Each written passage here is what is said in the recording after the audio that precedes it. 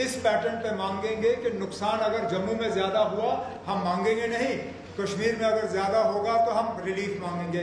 अब हमारी ये सियासत नहीं है, ना हमारा ये कभी इरादा था, ना कभी इरादा। आप बैठिए ना, मैंने चुपचाप आपकी बात सुनी, अब आप मेरी बात सुनिए। या तो आपका कोई डायरेक्ट लाइन कहीं होगा जो आपको गलत इंफॉर्मेशन फीड कर रहे होंगे, या तो फिर आपके पास पूरी इत्तला है नहीं। गवर्नमेंट ऑफ इंडिया ने अपनी टीम भेजी, हमारे लोगों ने उनके साथ मिलकर डैमेज का असेसमेंट किया। गवर्नमेंट ऑफ इंडिया की तरफ से होम मिनिस्टर साहब आए, उन्होंने जम्मू में 1-2 इलाकों का दौरा किया और गए। एग्रीकल्चर मिनिस्टर साहब आए, मेरे साथी उनके साथ थे, जम्मू आए, उन्होंने खेत में जाके थोड़ा सा फसल का नुकसान देखा, एक मीटिंग की और उसके बाद वापस गए। हमने यहाँ बैठ के फिर पूरी तरह से डैमेज का असेसमेंट किया। Damage 0 part A.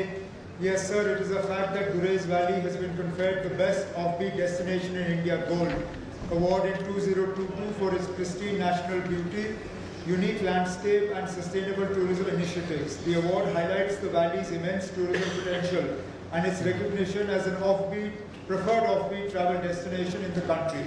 Part B. No sir, the department is not aware of any specific scheme of Government of India which is exclusively meant for developing offbeat destinations or any separate budget allocation for the purpose. Part C.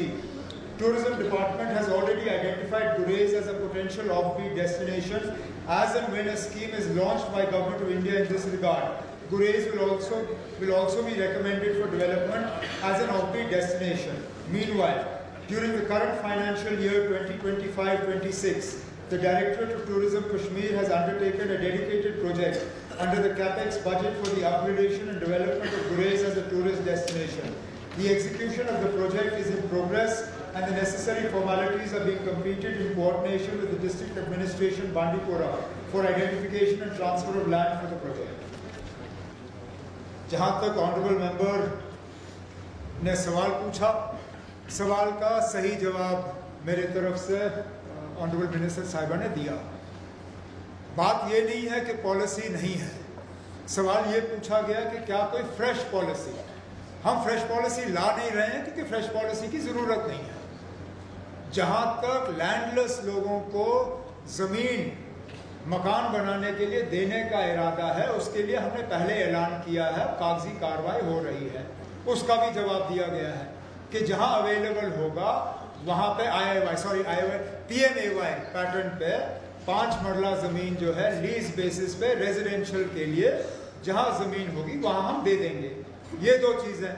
अब मेरे एक honourable member ने यहाँ, शायद उनकी अपनी आदत है तो अपनी आदतों को हमारे ऊपर डालने की कोशिश कर रहे हैं कि जनाब हम इलाकाई जो है सियासत करके डैमेज असेसमेंट में ये देखने को मिला कि वाकई इस बार 2014 के मुकाबले जम्मू के साइड में नुकसान ज़्यादा हुआ है कश्मीर के बरक्स, लेकिन हमने इसमें बराबरी लाने की कोशिश नहीं की।